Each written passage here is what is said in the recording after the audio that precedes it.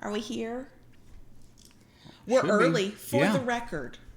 Well, okay, so for the record, we're 30 minutes late, but for the record, we are also early. Yeah. I know. I'm very happy that we're early. I can even see there us we on are. our little screen where we're looking at us. Yeah. Looking at you, looking at us. Yeah. Something like Looking that. at you, looking at me, Looking at us. looking at us. Yep. Something yeah, like that. something like that. Yeah. Something like that. That's Okay. Yeah, that's how this works. Sure. Okay, let's see. Let's get everything set up because we are a couple minutes early, and that gives people an opportunity to get here. Get in and get settled and grab their coffee or their drink or whatever. Coffee. Yep, coffee here for sure. We are not sponsored by coffee, but I wouldn't mind being sponsored by coffee. Good coffee with a good company. I don't know. Yeah. There's stuff. I know there's I don't know. And I'm having problems getting to where I want to be today. I see that. Yeah, do you see that too? Yeah, you're just Sorry, kind of fumbling y'all. around over there. See, My we're here goodness. 2 minutes early because I am unprepared. Yeah. Totally unprepared. Wow. I know, because That's my job. There's a link on my page, and I'm there because then I can see when we get to them later, we can see your comments, and you're already here, and you're commenting. Yay! Yay. Okay. So, and there Mrs. Bubbles they has are. asked this. I think you've asked this a couple times. I'm going to go ahead and answer this question now. You're asking if we're going to Florida Power Exchange, and unfortunately, no, because it always interferes with school schedules. Yeah. Always. We either don't have childcare, or the kids are just going back to school, or it just has never worked out. We are it desperate stinks. to go. And it stinks because we currently, at the moment, all these years where we live, we are right at its back door. We're a few miles away from it, and we never get to go. And we never get to go because, like she said, it conflicts with the kids' schedule going back to school. And it sucks. Because we have heard such fabulous things about FPE. And we've had people actually say to us they'd like us to speak at it. And I'd like to go to an event before I'm like, hey, I'm great enough to speak at this. This will be fine. I haven't gotten to do either. No. We will figure this out one year. Yes. Maybe next year is our year. Maybe. Who knows? Okay, so let me tell you what the episode's about this week, because we got stuff. Heather Roos? Yeah. No, I know. Cool shirt. Thank you. Yes. He is the designated adult, and I'm done with this adulting crap. Okay, so all right. Our episode this week is about, and it sounds like a kind of a boring topic, but I don't care. It was fascinating to me. Expectation management. Managing your expectations. I said, when I was sort of putting the notes together for this, I said in DS relationships, but I think it will still apply if you're single too, like if you're looking for a relationship, you're developing a relationship, you're figuring out that you're dom, you're figuring out that you're sub, whatever. I think all of this sort of applies, and I think like a lot of the things we talk about, it is applicable to every other part of life, quite frankly. I have found, this is not at all about the topic, but this came to mind. I have found that when I apply the lessons that I have learned as part of our DS relationship to the rest of my life, things kind of go smoother, don't they? I mean, not everybody can be my top or my dom, and I can't, that part, no. Right. But the communication and the way we talk to each other, right, and all of that, it crosses all lines. I mean, everything doesn't go perfectly, but it does seem to flow a little smoother, doesn't it? Yes, nothing goes perfectly. That's why we're talking about managing our expectations this week. Indeed. So we are going those damn expectations. We are going to go ahead and get started. Let's see. Yeah, that's what we're going to do. And I have announcements. Okay. Are you ready for me? Yep. To have announcements? Do you have to make a little note or do a little thing you do? I have to do something. He has to do something. Okay, because we're multitasking. Yeah. Okay, only one announcement this week, and it's so cool. I'm so excited. This podcast /live stream /video is sponsored by one of my favorite companies. Mine too. I know, the Butters. Love them. Okay, so podcast listeners, you know what we're talking about, because I have podcast listeners who will private message me and say, could you say that word in your next recording? Because I like it when you say that word, and there's only one word, and not everybody's going to like it. I don't care. I'll say it for the people who love it. Go ahead. Lube. Lube. Lubey lube. Lube. The Butters is our favorite, absolute favorite lube. So I have to tell a story that has nothing to do with the Butters, but it is about lube. Okay. We had to go buy non-Butters lube the other day because it felt weird. It felt very weird. I felt like I was cheating on Jerome at the butters. If you are interested in some of the butters, if you've been listening to us talk about it for 100 years, because we have been, it's getthebutters.com. But let me tell you my lube story, because this is a sponsored podcast of lube stories. So the Butters lube is thick and creamy, and we use it for sex toys. We use it for penetration. We use it for sex. We use it for his sex toys. We use it for my sex. Like, it's all the sex things. But we have a product to try, which we have not tried yet, that does require lube, but it needs a water-based lube. Correct. Because we're doing electro stimulation. It's got to do with electroplay. I can't wait for that either. Yep. Anyway, so we don't have any of that. We cleaned through as we've been packing. We have cleaned through everything. Yes. And two, we don't really keep that. We just use our Butters, and I mean, Butters is so thick, y'all, that he uses it to penetrate me, and then my junk is moisturized when we're done too. It just works right into the skin. Don't have to lotion anything. I was never. I don't know if you lotion your vulva. I was never one to be very excited about lube until you found the Butters. Until I found the Butters. Yeah. Yep. Yeah. We spend our money on it too. Like, I shop at his site. I have to place an order at his site because they sell other things. Anyway, lube story. I'm so distracted. Lube story. So we needed water-based lube, and that is not what we use the Butters for. Is just not a water-based lube. It's not going to help us with our electroplay that we're doing. Well, the nice thing about the Butters is it's all natural. Yes, I know. I want to tell my lube story. These poor people are like, my expectations have not been managed yet, and you won't even get through the lube story. Lube story. How many? Oh, we should have made this a drinking game. How many times could I say lube? Right. Oh, somebody would. That's not safe. Anyway, so we needed it. And we didn't have time. We could have ordered it from Amazon, but I'm not comfortable getting my sex stuff from Amazon because there are some sketchy players out there. That's just a pro tip. But I was like, he's like, we just need water-based lube. I went, you can buy it at Walmart in the, quote, family planning section. I'm sorry, my lube is not for no family planning. That's for some getting down. For recreational purposes. Right? I know why they call it that. It's still a dumb name to call it. Anyway. So we go, Astroglide. I mean, there's all these others. I'm like, I don't really care for that. I'm like, Astroglide, it doesn't bother my skin. I'm not overly sensitive. So we can use that. Sure. We do all of our other shopping. We had to buy milk. We had to buy, I mean, this is the nice thing. You buy your lube or you buy your groceries, right? We buy like multiple other things. I don't think anything of it. We get into the line and we put everything on the belt. And I then did realize I was buying lube while I was buying bread and milk and a couple of things. And I gave it a place of honor in the center of the belt, and apparently freaked out the lady behind us. Yeah. And I was like, I wish you'd ask questions. She kept looking at it and giggling. I know, and I was like, oh, that's right. People find this strange to buy this. Yeah. Most people are embarrassed by this. What is wrong with me that I am not embarrassed by this? Just not. That's my not even interesting lube story. We freaked out the lady at the Walmart. Yeah. And I, for the first time, publicly bought something and went, it's just lube. I kind of wish she'd have said something. I'd have gone into like educator mode. I'd have been like, let's talk about water-based lube and what you can use. She wouldn't have wanted that much. She was just buying dog food, y'all. Like, that's all she was buying. Okay. Done. Butters is amazing. Yes. Getthebutters.com is the website. If you use the code Kayla, you save a little bit of money. He's got other specials and stuff. We'll be talking about him. You're going to be hearing about him because fucking amazing. I can almost guarantee you trry the Butters, you ain't going back to other lubes. Nope. Lube. You don't do lube the way I do. I know I don't. But you do I try. lube. You do dip in, and that's a whole. We'll talk about that later. Because somebody interrupted me and I interrupted myself 85 times on my lube story. It took way longer. Sorry, It's y'all. fun to get you off track.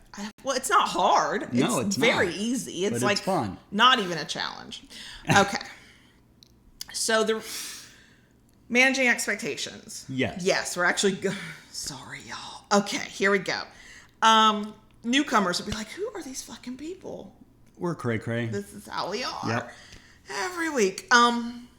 So this came from a conversation we were having that had nothing to do with kink. No. Nothing at all to do with kink. It's because, and we'll talk about this in the bonus section later, we finally, by this evening of the day we're recording, April 25th, this Thursday, our condo will be listed on the market for sale. Yeah.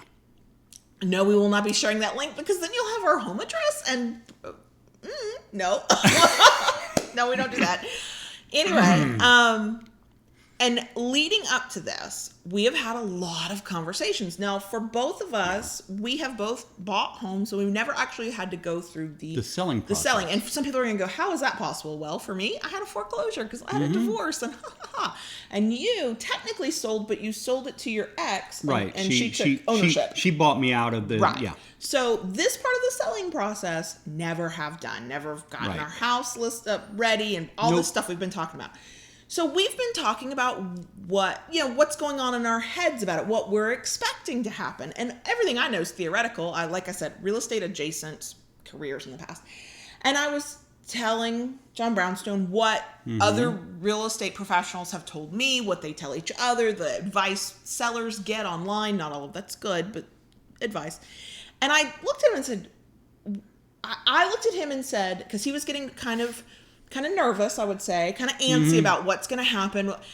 And I said, we have to manage our expectations about this. We have to try and be as realistic as possible. And that is a really kind of fuzzy word, because what's realistic to me might not be realistic to somebody else. And like everything else, it's a spectrum. And so I realized that we have these kinds of conversations in our relationship all the time. Every time we're doing something new, whether it's something we're excited about, or it's something that kind of stresses us out, or it's sometimes we're going through not good stuff, but we've never gone through it before. We end up in these conversations where we try and think through what could happen. Now, as an anxious person, I hesitate to tell you what could happen, because if you are anxious, clinically or not, the what if game can be awful. Some people cannot handle that because their mind spirals into all the what ifs. But when you're not in that place and your head can kind of think about, well, what might happen and what do we think will happen? Because there's a difference in what you really want to happen and what you think might happen, and then all the stuff in the middle that will be some variation of that. And it depends on your personality. True. So very true. I kind of still am, but much less so now than I used to be. I used to be an extremely optimistic person. I had total faith in whatever idea I had, whatever plan I had. I was sure it was going to happen. It only takes life kicking your ass a few times before you go, oh, wait, maybe just because I thought it, that doesn't mean it's going to actually happen. And I got a little bit more realistic. But on the other side, there are people, for different reasons, whether it's just part of their personality or because life has kicked their ass, that are really pessimistic. And they will be the ones that'll tell you, well, that can't ever happen, or that's absolutely going to fail. And sometimes, even if we don't mean to be in our pessimism, we're very negative. And that's not always the right way either. Yeah, the worst possible thing could happen, and yes, the best possible thing could happen, but for the vast majority of the time, it's something in the middle. So those are the variables, I think, that will determine how you manage expectations, especially if you and a partner are polar opposites. One of you is the optimist and one of you is the pessimist. Well, I don't think it's even so much that. For a long time in my life, I think probably by the time I hit my mid-30s, I kind of started to live in a philosophy of hope for the best, expect the worst, you land in the middle, and you're doing good. All right? And I think that's why we work so well together, because when we are planning something like what we've been going through now, we will sit, okay, well, what is the best case scenario that can happen? All right. Well, what is it that we want or to what happen? Is what is it that we want to happen? Because that's our best case scenario. Or out of this, what is the best outcome?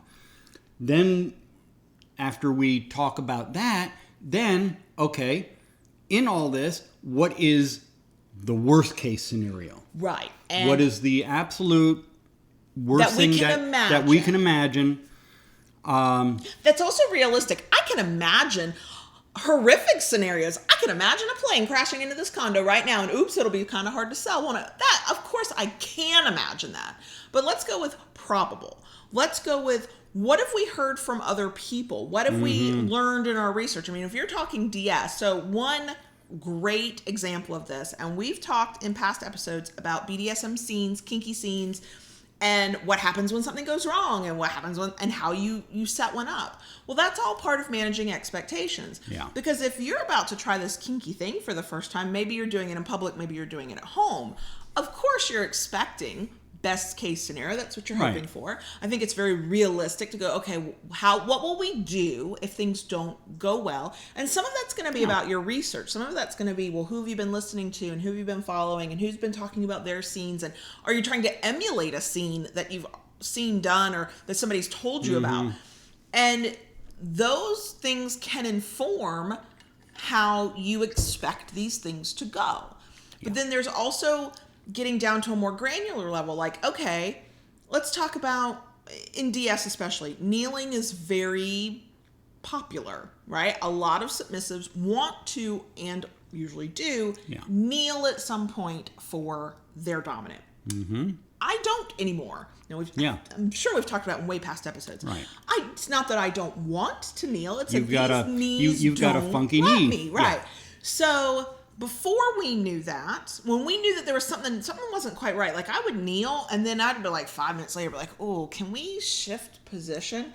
If the whole scene was predicated on me being able to do that one thing, the whole scene could have been ruined. Yeah. But instead, we're like, okay, well, how about if we start in this position? And I would say things like, okay, if my knees hurt, what do you want to do? How will this work? What should I say? And we sort of navigated that, knowing that there was a good chance things might not work the way we hoped they would. The same is true of any new kind of play. The first time we use a paddle, this is, in a way, it's managing your expectations. He tests it on him. We've talked about this before. He tests the paddle on him. He tests it on me. So then I have a frame of reference. I can say, okay, I know what that feels like when you do this. I like that. Right. Then he goes, okay, you like it this way. Now I can then play a little bit harder, a little bit softer. We can play within a range to find out what you like. And that's a little bit of managing expectations too. And that's what I do. Every time I get a new toy, especially an impact toy, I test it on my forearm. Right. All right in this general area here, just give myself a couple whacks or, flicks. And because this skin here in this area in the forearm is very similar to, say, someone's ass. And it gives me an idea if it's stingy, if it's studdy, if it just takes a little flick to give a bigger ouchie, or, it takes some oomph. That way I kind of know what's happening with it. And that's just one example of many. So managing expectations is communication. Now, I think you still have to have this skill when you're single. So I'll give you the submissive examples. Y'all know how I am. The submissive, and this is, there's so many that come to mind. Okay. So the one that has been coming to mind a lot lately are when you're new submissive and you meet somebody online, right? And they seem amazing, and you're in sub frenzy, and you don't even know what sub frenzy is yet. Show of hands for that. Yeah, that's a lot of us. And you have this expectation. Some people have the expectation of the absolute best, and they're like, we're going to be together forever. This is my perfect dominant. I'll never find anybody as amazing and wonderful, and I am in heaven, and I can now die happy. Oh my gosh, okay. Whoo, that's some sub frenzy, y'all. If you recognize yourself in that, I went through it, is how I know. I totally went through it. We're going to have to work on your expectations. Because the way I would tell you have to manage your expectations is, hi, your dominant is a human being and they're probably going to fuck up and this might not last long. A lot of first DS relationships, when you're not already in an existing relationship, don't necessarily last. Some do. Yeah. Many don't, right? And then there's the other end of the spectrum of my submissives who are like, this is all really sketchy, and I know Kayla keeps telling me these are all red flags, but this will be the only dominant I ever meet. I will never meet another dominant ever. If I do not stick with this crazy ass, I'll never get to submit. Those are also not realistic expectations. So, for my single submissive friends out there, let's talk about managing expectations. Nobody is all one or another. Nobody's all perfect. No dom is all perfect, all-knowing, the best you've ever met. They are human. And even the imperfect ones, the predators I have no use for. I will happily say they are all trash. And I wish they would all go away. But my, kinder, gentler side says, there's probably reasons. There's things we don't know. They're uneducated. Like I can give them a sliver of my empathy. It's a sliver. It's not all my empathy. But my point is that no matter how you feel about this brand new, shiny new relationship, if you are at either end of that spectrum, you are not managing expectations very well. Because the expectation should be that this person's going to be honest with you. That's a perfectly acceptable expectation to have. That they will communicate with you in the best way that they can. They might fumble, they might stumble, they might say the wrong thing, they might not know how to say something. That's true. But that they will communicate with you. But nobody's all knowing, all seeing. Nobody's perfect. No. And that will not be that asshole predator is not the only one you will ever find. There are others out there. Please let that trash dumpster fire person go, because if they're waving 11 million red flags, would you say that in building expectations in a DS relationship that there is core values? I think so. As far as, like you said, communication, I think there have to be trust. Trust has to be earned, and that comes from communication, respect, integrity, respecting consent. Consent and communication are, I think, the two things you and I say are the rules. Mm-hmm. And if you're getting those two things, you can build on that. And part of that is you have to deal with your expectation, your previous experiences. Two E words, I got them backwards. Expectations, experiences. Blah. So your own experiences inform your expectations. And if you have gone through hell and you have been in really bad relationships, you've got some serious bad tapes you're dealing with, you have no reason to expect the best. I mean, unless you are just truly one of those really optimistic people that you're just always optimistic. And I have met those people, and I'm fascinated by y'all, because I don't work that way. Give me one or two bad moments and I go straight pessimist. I'm like a cynical bitch. But even though I want to be optimistic.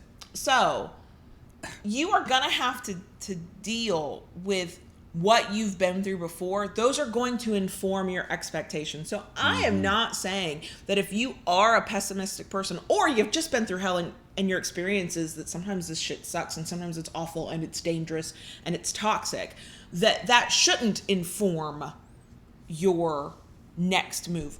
But it should help you be realistic about things, and to understand that this person who seems really amazing might not be all that they seem, because you have that experience. We've talked about trust in the past. I have admitted many times I have real big, thick walls that people have to get through, and most people can't get through them. They just can't, because of my past experiences. That jackhammer. You did such good work. You're stuck with me forever. And it's once I get to that point, once I do trust a person, that then we can get a lot more realistic about the expectations, because now I'm not expecting the worst. I'm like, wait, my new experience tells me that this person is not like that person. So now I can recalibrate my expectations, because I have experience with this person. I have gone through things with this person. I've had conversations. I've watched how they behave. They've earned my trust. We're trying to navigate this relationship. And so now those expectations can shift. The expectations you're going to have for any given situation are they're based solely on your experiences. I mean, we're just talking about real estate, and I'm like, well, here's what I know, and here's what I've seen, and here are the things you have to be careful of, and every bit of what I just said, you could pick that conversation up and put in some kinky nouns and verbs, and it's the same conversation, right? It's your kinky scene. It's how your power exchange will go. A lot of you out there will be in a vanilla relationship, or you'll have met somebody and you're like, I know I'm kinky. Are they kinky? I don't know. We're going to have the conversation. You're going to have the conversation with this person, and you're both in your own way are going to go, yeah, let's do this kinky thing. Let's do this DS thing. Let's figure this out. So there's a good chance that one of you will be overly optimistic about how this is going to go. You're going to be the person, one of you, maybe both. We're going to do these 15 things in the first day, and they're going to go great. It's going to be wonderful. And I'm always, as a submissive, going to be naked and kneeling and collared and doing all of these things. And I'll be able to read your mind and know what you want from me before you even, like rose-colored glasses, right? Like it's going to be your BDSM porn fantasy. That's not a realistic expectation. And I'm begging you, so let's move that more to the center. Now, there's also a good chance that one or both of you is going to go, yeah, I tried that with my last partner, and here's how it all got fucked up, and I'm never doing that shit again, and here's why, and here's what I expect. And you're going to say you're doing this, but it's not really going to happen. You can't negate somebody's experience and the way they see it. All you can do is say, here's what I'm going to try to do. Here's what I hope happens. Here's what I hope we're able to build together. Here's how I'm going to work towards that. It's on the other person to hopefully feel comfortable enough with you to go, okay, my expectation is this is not going to happen, but I'm open to it because I like you. I like this person I'm trying to do this thing with. So I'll step back and let you prove me right or wrong, right? If you are on that end of the spectrum because of your experience, and you are like negative Nelly over there, if this is a person that you're really trying hard to be with, my recommendation would be, if you have the mental space to do it, is to take a wait and see approach. To take the, okay, we'll try it, but I'm not convinced yet. And let that other person's efforts, honest efforts, help convince you. That does put a lot of pressure on the other person who's like really hopeful and jazzed and ready to go. That does not negate the need for constant communication. Because if one of you is sitting back kind of with arms crossed, like, yeah, show me something. Well, that's not quite right. You got to participate in this too. But on the other end, if you're working really hard to prove to your partner that y'all can make this work, it will only work if there's total honest communication. Yeah. So what that means is, if you are about to not be able to do this thing you said you were going to do, you can't brush it off and say it doesn't matter, because that partner over there is waiting for this to happen. You have to preempt it. That's the expectation you have. So you're going to preempt this and go, okay, we got to talk about this. Here's why this didn't happen. Here's what's going on in my head. What do you think about it? And then in this micro moment, you're managing expectations. So there's a lot of layers to it. A lot of finessing. When I suggested this a few days ago, I thought this was a simple topic. Nothing is simple with you, dear. It's just in my head gotten so complicated. I could be overcomplicating things, though. I do that. Really? Podcast listeners, you can't see the look on my face, but you know if you know me. It's priceless. There might be some pouting going on. So there's a lot, is what I'm saying. So maybe we can give some actual concrete tips for managing expectations. Let me check my notes. I thought I wrote some down. I wrote some down. Okay. So one of the things is that, and we just said this, your expectations are informed by your experiences. So as your experiences change, your expectations need to change. Perfect example, you're in a scene and it does not go well.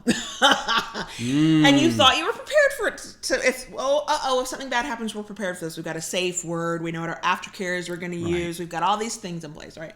Okay. And none of that wasn't even enough. It was just, it went bad. The person had a bad reaction or bad pain or now there's blood, like who knows? Things can happen. Right. The things we do in BDSM scenes, BDSM is inherently risky. We are playing on the edge of things. Even when we don't think we are.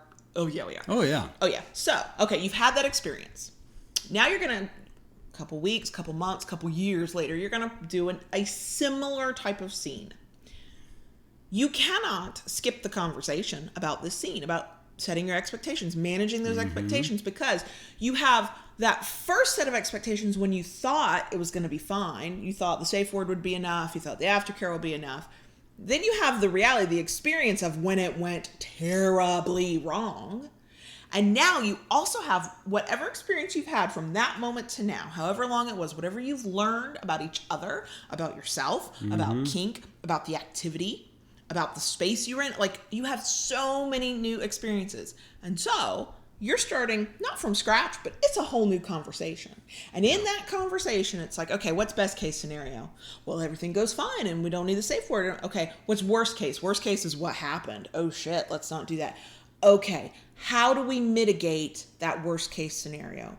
What do we need to do differently? What have we learned since then? How will we feel? And this is especially true if one or both of you tends to get really emotional when things don't go well. I am less like this now than I used to be. Correct. It rolls off my shoulders a little bit better than it used to be. I do not internalize something going wrong. Like, it's all me, it's all my fault. It's, oh shit, that was some bad luck. Ooh, let's do better next time. Like, I just handle it differently. I don't know if that's time in this relationship. I don't know if that's kink experience I've gained. I don't know if that's age. Like, I don't know where that comes from. Probably a combination of all of the above. Probably. I mean, we are all the sum total of our experiences. Correct. So for me, it is much easier. If something goes wrong, I actually laugh it off. The first time I got a leg cramp during kinky sex with John Brownstone, I almost cried. Not just because the leg cramp hurt, it did, but because I was like, oh my God, my failing body. And I fell all over myself internally about how there was something wrong with me. That was where my head was at a lot. Now I get a leg cramp. I'm like, oh, we gotta pause. I need 30 seconds. Like, he could be inside my body. I'm like, hold on. And I'll stretch my and then we keep rolling, right? So allows me to catch my breath. Whatever it takes, right? man. Whatever it takes. So the more you do these things, the more you will also adapt to them. And when you've had that, now you're having this new conversation. You've got to pull in everything you've learned, and you've got to get realistic with each other. I know it's more fun to talk about how this is going to be perfect and nothing will go wrong. Life lived for more than about 5 minutes will tell you that that's not true. And we know that's not true, but I think because people get wrapped up in the fantasy of DS, that's where my old buddy Murphy comes in. Damn, Murphy's Law. Murphy's Law. You know, anything that can go wrong will go wrong. Now, I did go through, and I go through periods of being very pessimistic. Everything's going to fail. That's not healthy either, I don't think. No. And I know maybe you're hearing me and you're like, well, yeah, all of my experiences tell me it always ends in a dumpster fire. I used to think when you and I first got together, everybody always leaves me. There's no point loving somebody. They're going to leave me. And I internalized it as being something wrong with me in that situation, but it was always going to end badly. It didn't matter what I did. Why bother, right? Sometimes why bother is a healthy thing to go, why bother with that? I know that's going to be a problem.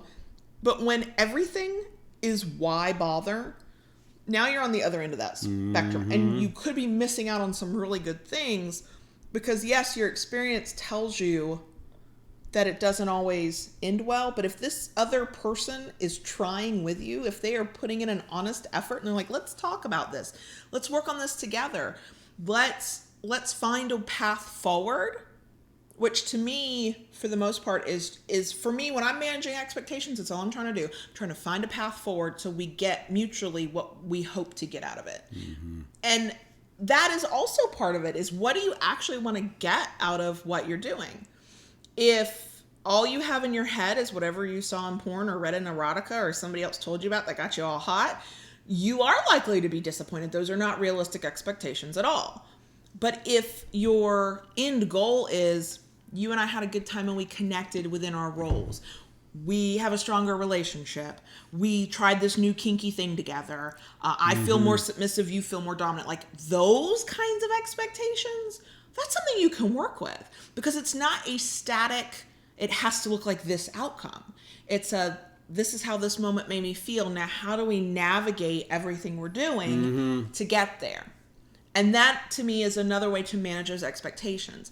I'm not trying to recreate a moment in time over and over again like a cookie cutter, because I have learned through experience that that's impossible. There will always be some variable that's different that makes the whole thing different. So what I'm trying to do, my expectation is the outcome. I enjoyed myself. I got a release. I got my ass beat. I don't care how we do it. Just hit me with a stick. Okay, let's get there. That is another part of what I think managing expectations is. But it's all communication. Every bit of it. Absolutely. Because there are the thoughts you have in your head by yourself, and there are the thoughts your partner has in their head by themselves. That does nobody any good. You have to come together and talk about it. And you have to the extent that you can and that you're comfortable and that you're finding ways to really communicate these things, say, this is what I'm thinking, this is what I'm feeling, this is what I want to happen, and this is what I fear will happen. And that, again, will be informed by what you know to be true, what you've gone through, what your anxieties are, all of those things. And then your partner, and this is true in long-term DS relationships, and hey, we're just trying to get kinky over here in the club, okay? It's less in depth, I think, when you're just negotiating a play scene. I get that. It's much more in depth when you're building a long-term relationship of some sort, but it's the same principle. Okay, sure. Well, here's what I'm trying to get, and here's what I know that could happen, and how do you want to handle that, and what do you think? And it's this give and take of communication. It is just as important if you are in a situation as a top and bottom that you're just negotiating a scene. Because you have certain expectations, the other person has certain expectations. You want to have that scene because there is something you would like to get out of it. Okay? So each one of you has something that you want to get out of it in that aspect. So you need to be able to communicate each other's needs so that you get everything you want from it. I mean, you may not be fulfilled 100%, but you want it to at least be enjoyable, that you do get something. Each person gets what they need out of it. And that hopefully, fingers crossed, it's a positive experience. So even if it doesn't go exactly according to plan in your head, most things don't. I'm pleasantly surprised when something goes according to plan, but at this point in life, I don't expect it all the time. But even if it doesn't go completely according to plan, you got enough out of it that you're satisfied with it. I'm going to give you an example. Ava Gray said that she's going to Vegas this summer and has expectations of a lot of the lifestyle during the trip. So you have it in your head what that might be, whether it's what you do or who you'll meet or what you'll see. Cool. What I would say is have those expectations based on whatever knowledge you have. Have you done research? Have you talked to people? Do you know people there? Have you been told about something and that created an expectation for you? Fine. But then that's your top level. Like, here's what I think might happen. But what could happen that might not be what you expect, might not be the perfect vision of what you think will happen that you'd be satisfied with, right? So I think if we go out, I'll use myself as a pretend example. When I think I'm going to the club, first time I went to the BDSM dungeon, never been to one. I didn't quite know what to expect, but I was pretty sure there'd be a lot of kinky things going on. There'd be some naked people. That's about what I knew. So first of all, when I saw my first pair of boobs at the BDSM club, I was like, I don't know that I was prepared for that, even though I thought I was prepared for that. But what my expectation was, it would be a lot of this one thing. The reality is that it was some of that, and it was some other stuff I couldn't have even conceived of, and then it was some stuff that had nothing to do with kink. There were people in their jeans and t-shirts. There were people just talking. People were talking about their babysitter. People were talking about their like. It wasn't all one thing I expected. It was some things I could never have expected. And so my takeaway of it is that it was still good, even though it wasn't quite what I expected, if that makes sense. Yeah. And I think that the thing that comes to my mind in her comment question is what jumped right to the top is the first year we went to London together. Okay. We had very high expectations of the kinky fuckery that was going to occur on that trip. Oh, yes. We were sure we were going to tear up some hotel rooms. Oh, yeah. That hotel room was never going to be the same again. And yeah, what a mess that turned out to be. We're not rehashing it. No. I mean, you had issues, I had issues health issues all the way around. And it came nowhere close to the expectations we had. Now, because of what it was, we put plans in place and implemented things so that the next time we went, we would not run into those same issues. Right, which we were able to mitigate. Which we were able to mitigate. And here's the other thing, and this won't be true all the time. Sometimes things are shitty and disappointing. You had expectations that it would go well, and it doesn't, and you're not happy about it. Legitimately, that's valid. You're not happy about it. In that example you cite, when we went to London and we thought, oh, this hotel room's not going to be the same, and none of that happened. And in some ways, it was a rough trip for us. We have talked about it. Right. I'm not rehashing it. No. But we still walked away from that trip happy. Not happy about the bad things that happened. One, because we couldn't have even planned for those things. Our expectations never went to your entire online business world will collapse around you while you're in London. Like, we couldn't have expected that. And that was stressful. And I had an anxiety attack. And some things happened. Right. And yet, when we left, we still had a good time together. We still call that, even though we can tell you down to the minutia all the bad things that happened, we also can tell you the good things that happened. There were still good things that happened. And absolutely. it did not, in our minds, that's not a ruined trip. And that's the other thing. And this is, I don't know if it's a personality thing or a life skill. I'm hoping somebody smarter than me has an opinion. But I think that is also a point of view of life of sometimes there's no salvaging that. That thing that happened was awful. There's no finding a bright side. But sometimes it's not all awful or all perfect. It's a combination of the two. Both. And I think you have to, it's easy to let the bad things overshadow what good does happen. Mm-hmm. Yes, right? that is very true. So, it's kind of the old adage, you kind of got to look for that silver lining in the cloud. And you kind of do. You do have to maybe pick out the good.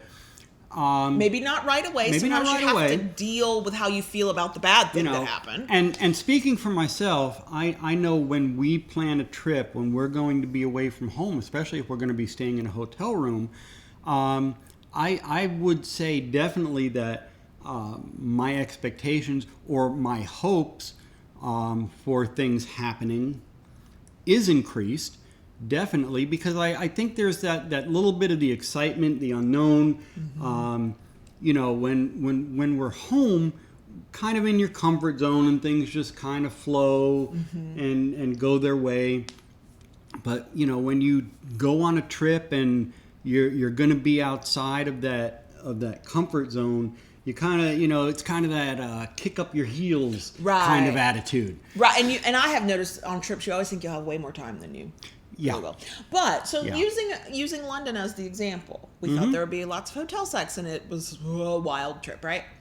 So, to manage our expectations for this year's trip, we did. We took care of the things that we could control. That had contributed to the problems last year. We changed our diet, and we got healthier, and we lost some weight, and we did all these things. We were now that we knew that our entire online life could go to hell while getting on a plane, we did our best to mitigate that and to watch for that and to be aware of that and to fix it before it could become a problem. So part of managing expectations isn't necessarily for what's happening now. It's for what happens next time. So you go through a bad DS relationship and one of you dumps the other, and whichever side of the slash you are on, you are brokenhearted, you are a little jaded, you're a little like, fuck this shit, it never turns out well. I know, I talk to y'all on a daily basis. I know you're out there, okay? I think part of that is part of the grieving process. Part of that is just your process for dealing with stuff. When there comes a point that you're ready to go, maybe I'll try this again. And if you don't, that's cool. But if you do, okay, here's what I'm telling you. Take everything you learned from that. Not just, these are red flags, or, I should have paid attention to that problem more, or, that didn't feel right, but I ignored that feeling. Yes, pay attention to all of that. Think about all of those things. But also, what have you learned about yourself since that happened? What have you learned about the community? That's why when we talk to single doms and submissives who, especially after a breakup, we're like, whoa, spend time learning about this, about how you feel about this while you're going through this single period. if you can, because it is hard for some people. I totally get that. It's depressing for some people. They don't want to learn about DS when they can't be DS. But we do recommend it because that will inform and set your expectations for next time. So, from the submissive perspective, since there are so many predatory male doms out there, what you learn is, oh, that shit's a red flag and I'm not putting up with it. Okay, that expectation's been managed. Oh, that's a pattern of ghosting on me. Like, you text me for 3 days and then I don't hear from you for 3 weeks. I put up with it last time, and where did it get me? Oh, okay, so that means that's going to be a thing for me. I'm not putting up with that next time. Oh, you think I'm supposed to call you this title when we've met? You don't know shit about me. You just DM'd me. That's an expectation you've set for yourself for next time that you're not going to do. And sometimes your expectations are, especially when you're single and you're navigating meeting people, are what you are going to put up with and what you're not going to put up with, and what's okay to you and what's not okay to you. And it's not anything that fixes the right now. It helps you in the future, right? Yeah. Like, the first time you realize, again, submissive perspective, that a dominant can fuck it up and be a person you really care about, and they can still just screw it up, and they might not have their life together in a way that you need them to have it together, and you can decide, you know what, next time, that's a thing no, I'm not going to be okay with that. I was okay with it this time because I probably shouldn't have been. But next time, no, I'm going to have a different expectation of what I will be okay with going forward and navigating new DS relationships. So that's it. Sometimes your expectations can't be managed in the now. It is for the future because it's based on your experiences. Here's an interesting, Allison talks about how does having kids change your plans and expectations. Greatly. You have to become flexible. I don't mean physically. You have to become flexible. You have to be able to kind of just roll with it. We have gotten to the point that, we are lucky in a sense because of the way we work. We work together during the day. We are able to attend a daytime play party at our club. All right. We are fortunate in that. Once a month, we are very, very fortunate. We have the ability to do that, to escape to the club. We do not have family close to us that can do childcare. While our boys, we do feel comfortable that they are old enough that we leave alone for a few hours during the day. We go out, we'll run errands, we'll shop. To leave them alone while we go out on a date night, especially to the club, we don't feel comfortable doing that as of yet. While the kids are home, we have, one of the things that we have maintained, our boys have a set bedtime. Oh, yes. Okay. We live by schedules around here. We live by schedules, and that's twofold. One, it gives them a set schedule so they get enough sleep so they can get through their day at school. The other thing is, we as adults, we have our work during the day. When the kids come home, spend time with them doing homework, spending time with them at dinner, and just spending time with them in general. Once at bedtime, when it's their bedtime, that allows the other aspect of it is once they're in bed, that gives us time together. Right. Okay. It gives us adult time so that there's not kids hanging around constantly till 10, 11 o'clock or midnight when we go to bed. And the other thing is, because it depends on where you're at in the parent, and we're in the middle, so 13 and 9, right? And I've got lots of kinky friends who are like, my kids are grown, I swear they do grow up. And this is what I'm telling you. If you're dealing with little children or maybe you're planning a family, they get older and they need you less. And I don't think I'm like a lot of parents, and I'm okay with that. It's bittersweet when they need you less, but I like my independence. It's fucking amazing that they don't need me. They're not getting up 5 times a night to ask for water. Nobody's climbing in the bed with me because they can't sleep. Like, no.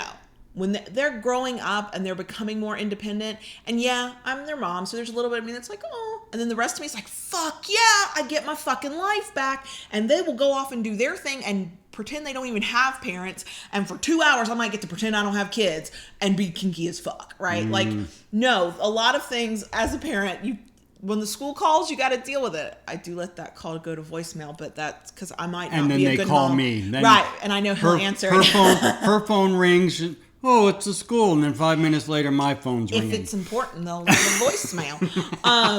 And yeah, when a kid's sick, you got to drop everything. And when something happens, we have stopped our life to deal with a problem that a kid's going through because that's parenting. Right. And it does mean that you do have to be flexible. If we were planning to go to a daytime play party and one of the kids is homesick with the flu, well, guess who's not going to the daytime play party? Not that day. And it does suck. But we now have enough experience, enough time that we know that we lost out on this one time. There will be others. It might not be exactly that. It might not even be that location, but we will make time to get some of that back as soon as we can. And because those types of expectations about playing and about connecting as dom and sub are so important to our relationship, we're constantly communicating about it. Yeah. When one of us senses, we'll both sense it at the same time when we're disconnected and we haven't been kinky enough lately. And one of us will always speak up. Eventually one of us will go, like, hey, have you noticed when the fuck are we doing this again? Yeah. Right. Yeah. And at that point, then we'll probably make more of a concerted effort. It is very easy to kind of like drift off into two different directions because life is going on. Life happens. Work, parents, like all kinds of stuff. But I'm not going to be crushed and disappointed, my whole life ruined if something about parenting or something about work or something about my family or something about the dog or whatever interferes with something I planned for DS either, because I now have the experience that says we will find a way because we've already proven to each other and we talk enough about it. We know we're committed to making sure we get those opportunities. Right. That doesn't mean I'm not going to be disappointed and I won't need to be consoled with a coffee or, some junk food or, somebody needs to rub my butt for me because that makes me feel better. Yeah. I'm going to be disappointed, but it's not going to be so ruined. My expectations are such that it's not totally ruined for me. It's not the end of the world. You're such a baby girl. Someone would think that Diet Cokes and coffee is the way to your heart. No, it's butt rubs. Well, if she were a cat, she'd be purring getting her butt rubbed. My love can be bought with coffee and Diet Coke. Yeah. But my loyalty is bought with butt rubs. But you also, here's the thing, if you're going to rub my butt, and that's a universal you, not you, whoever is hearing my voice, you have to have gotten through the walls where I'll let you in that personal bubble to begin with. I have a 3 feet of personal space rule. And if you are allowed inside that bubble, then yeah, you probably could rub my butt. And if you are not allowed inside that bubble, you better I am a cat, don't touch me. Claws. Somebody did ask, somebody did ask about managing expectations while long distance. Yeah. The best way I could think of is constant communication. Consistency. Somebody else had mentioned this a little earlier back, talking about consistency, especially in a long distance relationship and expectations. Consistency is, along with communication, is going to be your biggest thing. Here's what I'll tell you from a communication standpoint, because you are he's the consistent one. I'm the communication one. On the communication standpoint, no details too small to communicate. And I mean, I know I always call you at 5:00. Today, I have a meeting. I will not get out until 5:15. I will call you as soon as I can after that. Somebody will think that's a ridiculous small detail. No. Especially when you're long distance and you are banking on that moment that they always call and they don't, your mind can spiral. I'm gonna manage your expectations and let you know I'm gonna be 15 minutes late. I did my best when we were long distance. We had very, very definite set times that we would talk every day. And it was managed that we talked at those times. Because that's what worked for us. One of the times that we talked, when I took my lunch break, I called you. Now, thankfully, it was far and few between, but there were times when I would have meetings, and those meetings would go on forever and a day. Oh my Lord, God, yes. I hated that crap. But anyway, I would do my best to at least shoot you a quick text. Hey, Yep. we're running late. They're rambling on.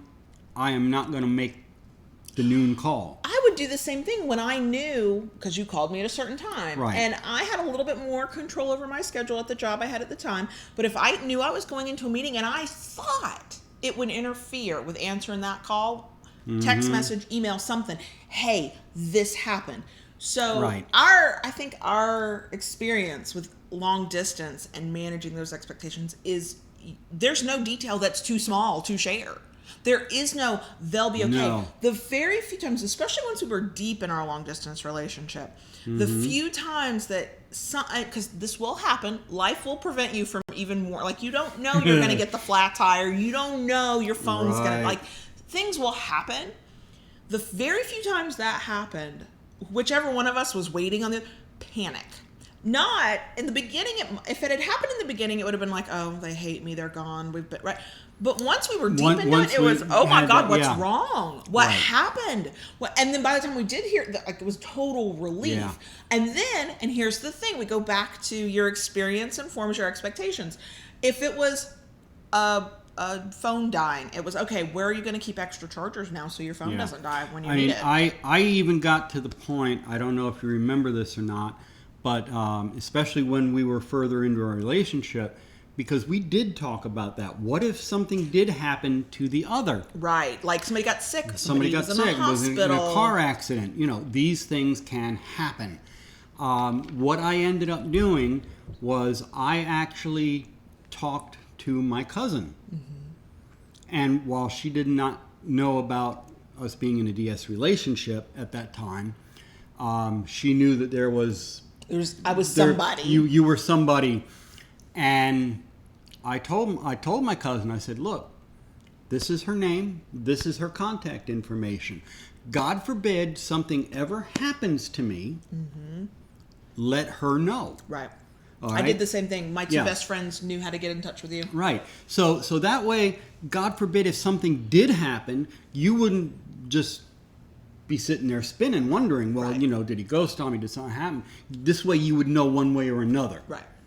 You know. Exactly. And thankfully, never had to use that. No. But you know what? No. It was a sense of calm because But it was kind of like a safety net. It took some of that worry. if and you've been online with your DS and been in a long distance DS relationship for any amount of time, you've met other people who are probably in a similar type of relationship, and everybody knows somebody, even if it's not them, they know of somebody who had something like that happen to them. Right. And we both know people who they were in this relationship and then they didn't hear from a person for days or weeks, and sometimes it's because they got hurt, sometimes they got sick. Right. And of course, from my perspective as a worrier, my first thing was, oh my God, he's been in a car accident. But if it goes on long enough, that's not what you're thinking. You're thinking, this motherfucker just ghosted me. What the hell? But and we just wouldn't do that to each other. No. We understood our experience informed us that this could happen. Yes. And it would potentially harm the trust we have in each other, even if there was a legitimate reason. It would cause unnecessary worry. It would be it would be bad for our relationship. We would have to rebuild whatever trust we had at that point coming back into it. Like, there'd be all this stuff. So we tried to hope for the best. Nothing bad is allowed to happen to either of us ever. Prepare for the worst. Something bad will happen to one of us eventually. Right. And that is part of that. And and it feels like an oversimplified answer, but anybody who struggles with communication knows it is not a simplified answer. It's all about communication. It's all about talking to each other. What do you think is going to happen? What do you want to happen?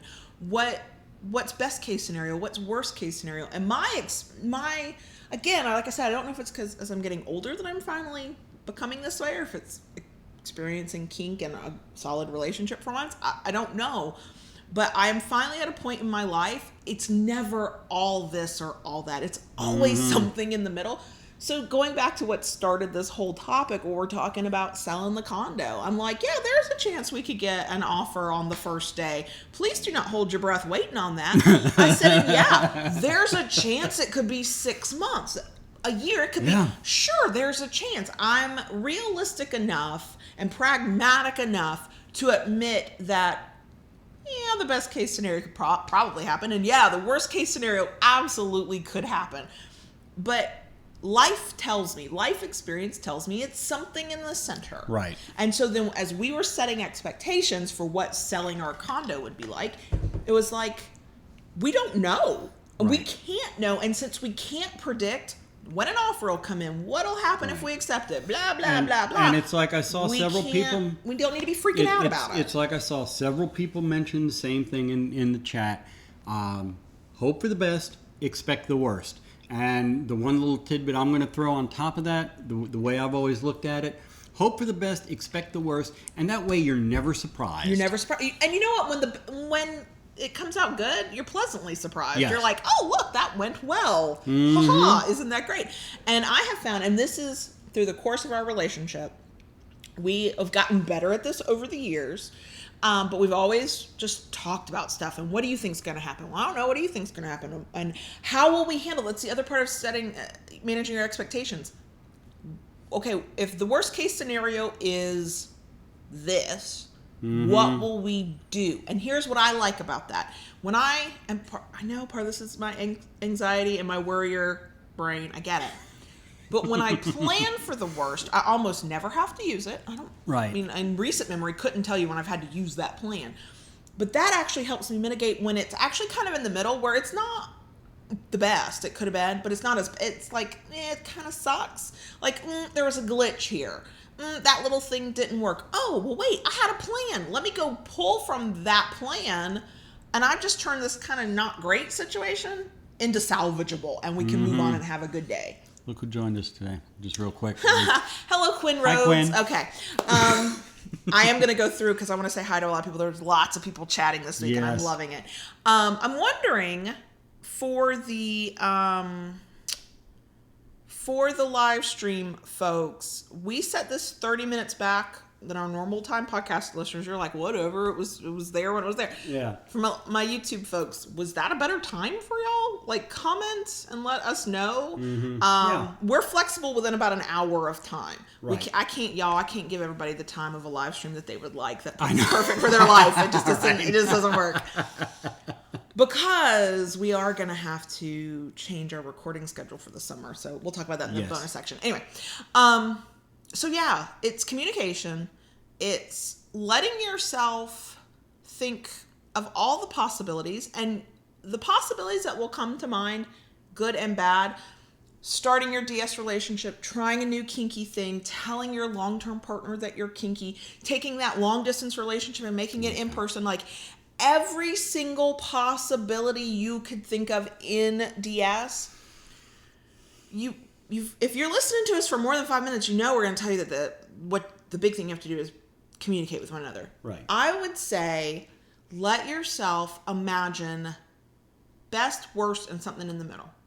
And the more you do these things, the longer you live life. Some of you out there are young. You're all over 18, or I'll kick your tail. Don't get me in trouble with people. But the longer you live and the more experiences you have and the more partners you end up having, or the longer you're with a partner, you gain experience that informs all of your decisions. And so as you move through life, you're able to take a situation and in a shorter amount of time come up with options and set expectations. Or you're able to take a situation and go, good Lord, I can think of a dozen things that could happen with this. Whew, right? And then you also learn yourself better. So some people don't even want to think too much about what might happen. And some people like me, I need to think about that. But what I've learned over the years, and this is just me, we're all different, is that I am better able now than I used to be to let go of the anxious possibility, the possibility that my anxiety says, oh my gosh, the sky is falling. Those possibilities I don't have to worry over as much as I once did. Now, is that because 3 years of therapy? Is that because I'm older? Is that because I'm secure in my relationship? I can't tell you. Some people never get past that, and some people do, and some people never experience it. But this will all change for you the longer you do these things. But if you are constantly surprised at the outcomes in your relationships, in your scenes, in your kinks, in anything and everything you're trying to do, we have to learn how to manage your expectations. Right. Because there's, even when we're managing our expectations, we can still be surprised, but we are never completely shocked. Not about the things we plan for, I would say. Because it's all, for us, it's all within the realm of possibility. You know, it could be the best we've ever had. It could be the worst we've ever had. It could be something in the middle. But because we know who we are and how we communicate and what we need with each other, we can get through it. Did that help at all? Yeah. Okay. Yep. Okay. Right. Okay, so I do want to, before we go into the bonus section, a reminder, there's a really long-winded lube story at the beginning of the episode. Yes. Check out the Butters, getthebutters.com. We love their lube. Somebody asked if it was latex safe, and that was Ben. I thought so. I thought so. Yes.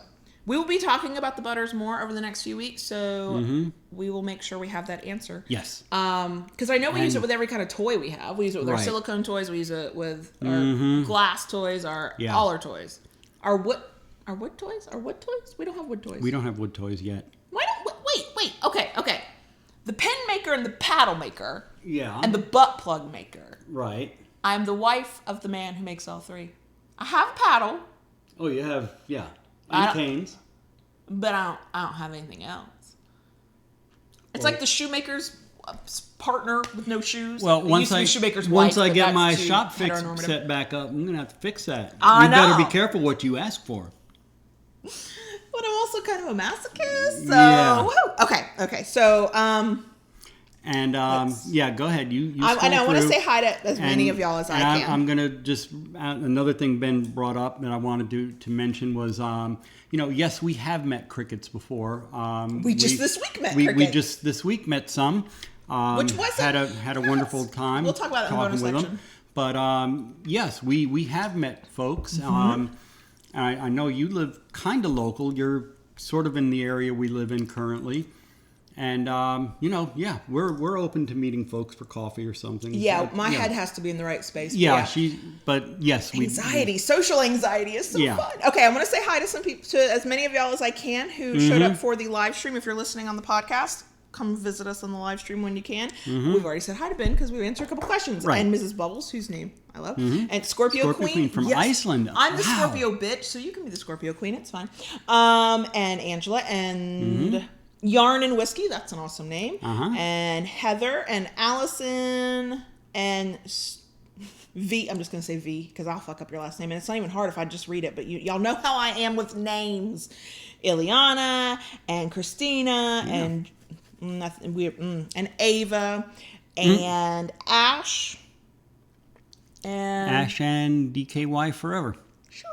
And Tersha, I hope I said that right. Y'all know I'm so anxious about names. Hello, Kalina. Hello, Kalina. And Claire and Tris. And I'm scrolling really fast, so I hope I don't skip anybody. Claire Michelle, did you? Yeah, I can't remember. Did I say hi, Claire? I said hi, Claire now. Hi, Quinn, and hi, Quinn, Buttercup. Faith. And there. I think I got. If I missed anybody, it's not because I love Not y'all. for lack of trying. Okay, so we are going to go into the bonus section because there's things to talk about that have happened this week. And anybody watching me on YouTube, I don't know what I'm doing with my arms right now. I don't know what's happening. All right. Okay. Are we good? I think so. All right. Maybe. Did we meet our expectations for this episode?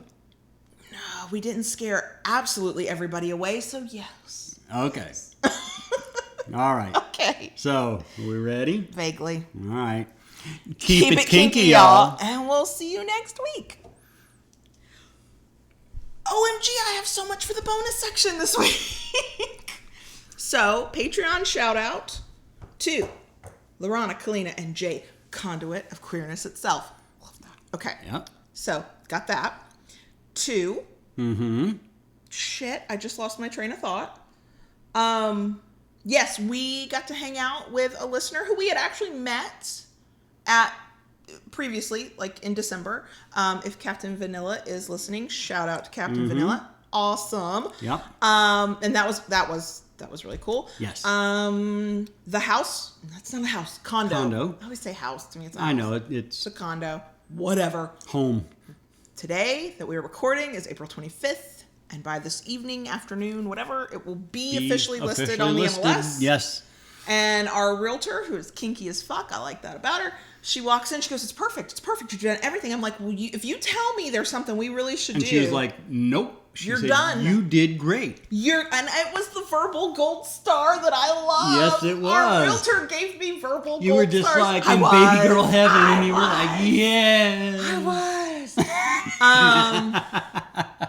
Gosh, what else? Oh, yes, we have realized, we have not talked about it. Okay. We have realized that once summer hits and we've moved, we have to change our live stream schedule. Yes. Because kids will be around. Kids will be around. Kids now, will be home from there's school. a possibility we will have a good office that's not adjacent to one of their rooms, and we could just set up we don't know yet. I also know, or even possibility, because one of the things we are definitely have to have is a split floor plan. So if our bedroom is big enough, we could set up and record in there if we have to. Yeah. So we do also know our recording schedule when we go on up to when we go on hiatus. So the last day we will record before the move is May 16th. Yeah. And then we will take, we hope it's only 3 weeks off from everything, recording and blogging and all that stuff.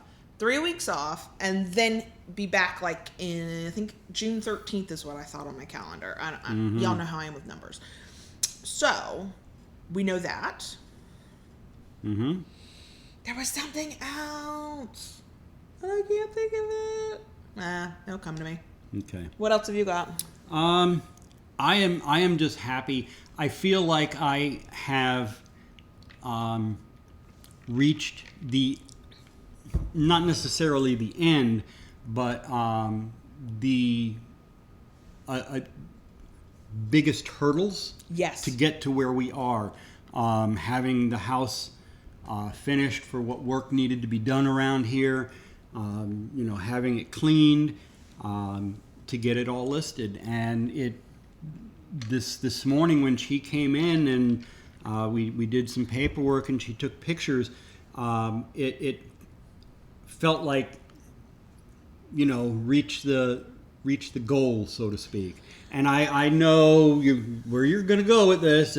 We still have to list it and show it and sell it. But to me, this was a big point to get to. Well, here's the thing. I have been very relaxed in comparison to this part. Mm-hmm. I've wanted to get things done, and I've felt bad when I didn't feel like I was participating enough, or, I did get a little stressed about, I feel like we're behind schedule. Actually, we're not, according to the schedule we created before we went to London. We are exactly on schedule, actually. Yeah. But here's what's funny. I've been relatively calm about this. You want to know when nerves hit? When she said it would be listed this afternoon, because while we are managing expectations and we're like, okay, look, we might not get offers right away. We might have to go through lots of showings. Some people we might not get as many showings as we'd like. Well, that is the problem with trying to manage expectations when you can imagine maybe not all of the outcomes, but most of them, because my little anxious brain is gone, that's right, that could happen. It could be that nobody puts in an offer forever. Oh my God. And that now I'm like, also I'm waiting for judgment from strangers of the condition of our condo. Yeah. And I'd say I don't care. That would be a lie. That would be a lie. You've got, and I'm not going to say it's the easiest part, because you are not listed as an owner on this. No. So it's all you. It's all on me to do the paperwork, to when come to negotiate an offer, to show up at closing and yada yada yada. You're just Are you trying to say I'm just arm candy? Yeah. Except he didn't sign shit today until he made me read it. And all of the questions, they were questions I had said, well, we need to think about this. We need to think about that. Yeah. Okay. I'm just arm candy. What the fuck ever. What the fuck ever. You're a lot more than arm candy, and you know it, girl. I know. And you know what? It is funny because I tease you about it, but you know better than that. I know. It is weird because to me this is my house, but legally it's not my, financially it's not my house. Right. Well, that's the other reason, because we've been working hard to get your credit built back up. I have like the credit of an actual like responsible adult now. Your credit's almost better than mine now. Oh yeah. Yeah. And the student surpasses the master. Yes. And we had been working on that because that was our goal. Because when we bought this, and I still use we. I helped pick it out. I helped negotiate. I helped. Well, it was as much your home as it is anybody. So, but unfortunately at that time, because of happenings in your life, foreclosure. Yeah, I'm still dealing with a foreclosure. I couldn't. You couldn't. Yeah. It wasn't even that. It wasn't that. Oh, it would have raised our interest rate. I was in the middle of a foreclosure. No bank would have touched me. Her. But because we weren't legally married, we could get away with it. Right. Now we're legally married. Yeah. Damn. So, we bought this place on what buying power I had for my income for what we could afford. Mm-hmm. So we have worked over, the past 4 years has not only been to work on physically making the condo better for resale, but to build up your credit. So now the next place we go, it is truly a combined effort. Which means we have more buying power, but also we are mutually like, we both have to have decent credit, or the interest rate will be higher, or we might not get approved. We will get approved. I think we'll be fine. Knock on wood. But again, my anxious brain can give you all kinds of what ifs. Yeah. And then God, I'm glad you're not an anxious person, because I know anxious people are in relationships together. I cannot imagine the power of all those what ifs. Like, I can come up with what ifs. But if he was also anxious and he had different what ifs, oh my Lord. So if you and your partner out there are both anxious people, you have all my sympathy and empathy. I can only imagine. That's the what ifs squared. That's all the math you're getting out of me this week. Okay. It's the what ifs squared. Yeah, I can't even imagine. That's fine. I can go with that. I can't even imagine. So. And what else? Yeah. I made another trip to Ocala this week to bring more stuff into storage. Yeah, and I forgot I've had a very weird week with appointments. So what was going on Tuesday? Something happened Tuesday. Tuesday was weird. Wednesday we had the condo cleaned so we could list it. Today is Thursday when we're recording the listing. Tomorrow the oldest has an appointment that I have to take him to. And like my whole week is really, really weird. Last week, for anybody who's a subscriber of the YouTube channel, you're like, where the hell was the vlog you were talking about? What happened to videos? Why is the live stream the first thing you're doing? My mental health crapped out on me in the middle of last week. Yeah. I can actually feel the edges of it right now. Anxiety's like just hovering in the background right now. And so I did not process any video. And so hopefully I will process video, and there will edit, and there will be videos for next week. Yeah.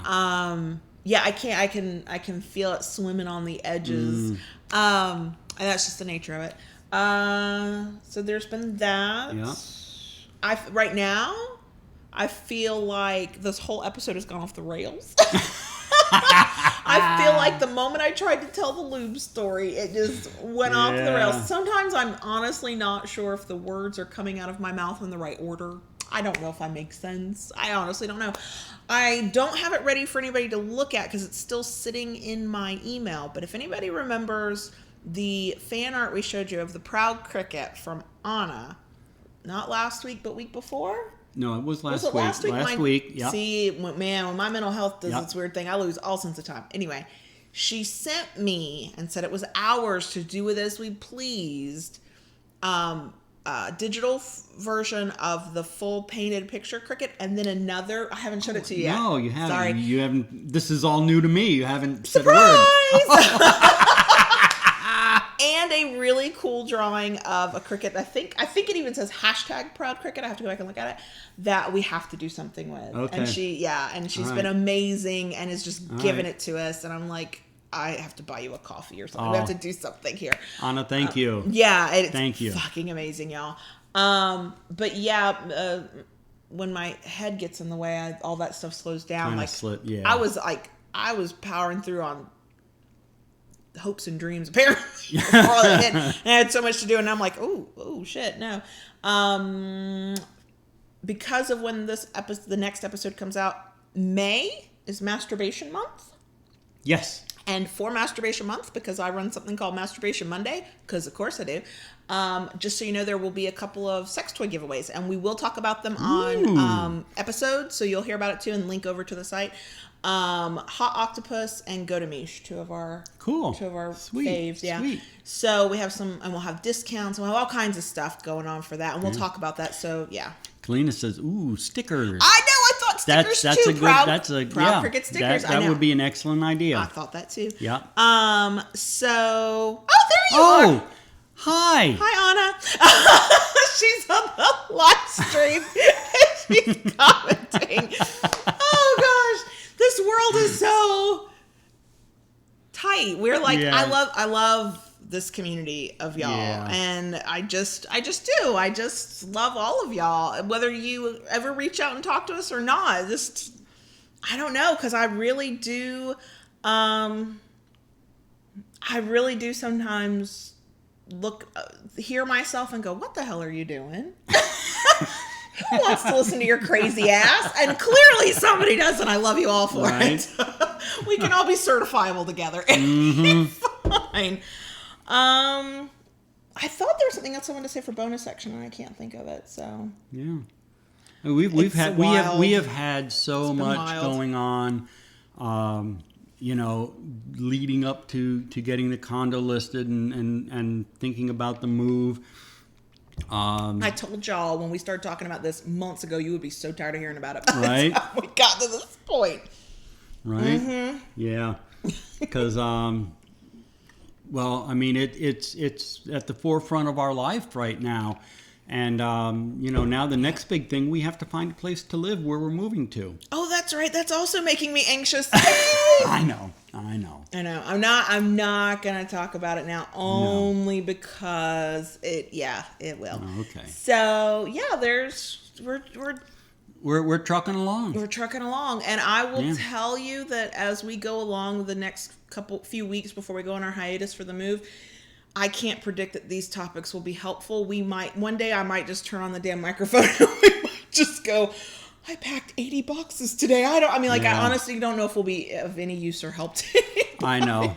I mean, yeah, Kalina, we love doing this, God, I love with the podcast this. and all. Mm-hmm. And, while we know we're going to have to take a short hiatus to get through the tail end of it all, not really looking forward to it in one sense. No, y'all are my therapy. I'll be the first to admit that. So my lovely therapist is my therapy, but this is my therapy. Yeah. Yeah. So it's, but I also, anxious brains suck. Mm-hmm. Yeah. So I'm not going to go there right now. No. That's it. I'm just gonna and my way until we finally stop talking. I guess until you finally go, look, I'm turning off the microphone. You can stop. I want to be helpful, and I want this channel and the podcast and the website to be useful, and I want to help people have the DS life that they want, and I want people to be in their own way as happy and fulfilled as I am, and I want all of that, and also sometimes I want to go crawl into a little corner and just be really quiet by myself. So that is about it. I think our realtor's putting our lockbox thing on our front door handle, so we're gonna go. Yep. And we will see you guys next week. We love you. And we love you. Thank you so much, and we'll see you next time. Bye. Bye.